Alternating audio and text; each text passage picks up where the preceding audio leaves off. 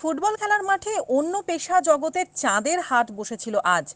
খোদ টিএফ এর প্রেসিডেন্ট প্রণব সরকার জার্সি এবং শর্টস পরে মাঝ মাঠে দীর্ঘক্ষণ খেলেছেন, যদিও টিএফ এ ঘরানা থেকে নয়, কেননা জার্সির গায়ে লেখা আগরতলা প্রেস ক্লাব সেইটাই প্রকাশ করে। সাংবাদিক হিসাবে প্রীতিমূলক ফুটবল খেলতে নেমে প্রত্যেকের সঙ্গে তিনিও যথেষ্ট আনন্দ উপভোগ করেছেন।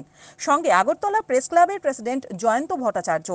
বৃষ্টি স্নাত সকালে উমাকান্ত মিনি স্টেডিয়ামে যেন অন্য পেশা জগতের লোকেদের চাঁদের হাট বসেছিল। আগরতলা প্রেস ক্লাবের উদ্যোগে এবং স্পোর্টস কমিটির ব্যবস্থাপনায় প্রেস ক্লাবের সদস্য খেলোয়াড়দের মধ্যে এক প্রীতি ফুটবল ম্যাচ অনুষ্ঠিত হয়েছে। উমাকান্ত মিনি স্টেডিয়ামে এই প্রীতি ফুটবল ম্যাচ অনুষ্ঠিত হয়েছে।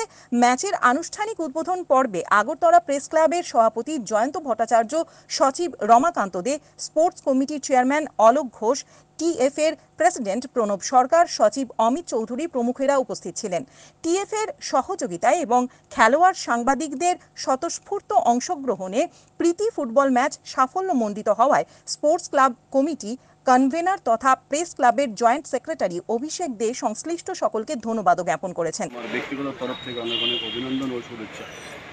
আসলে এটা খেলাধুলা প্রেস ক্লাব বরাবরই করে আসছে এবং এটা অতীত থেকে অতীতে অনেক সময় আগে একটা সময় ছিল নেতাজি স্কুলে খেলা হতো, নেতাজি স্কুলের মাঠে খেলা হতো।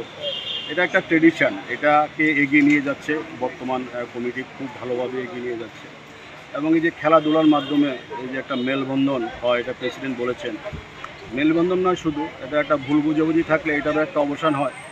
প্লাস দেখা গেছে যে ফুটবল বা ক্রিকেটের দিকেও সাংবাদিকরা এখন অনেকভাবে এগিয়ে আসছে এবং আমি খুব এবারও আমি দেখেছি ত্রিপুরা ফুটবল অ্যাসোসিয়েশনের সম্ভবত 2জন সাংবাদিকও আছেন, আমাদের প্রেস ক্লাবের মেম্বার 2জন সাংবাদিকও আছেন, টিসিএতেও আছেন যুক্তভাবে, আমাদের খুব কর্মকর্তার মধ্যেও টিসিএতে আছেন আমাদের সাংবাদিকরা।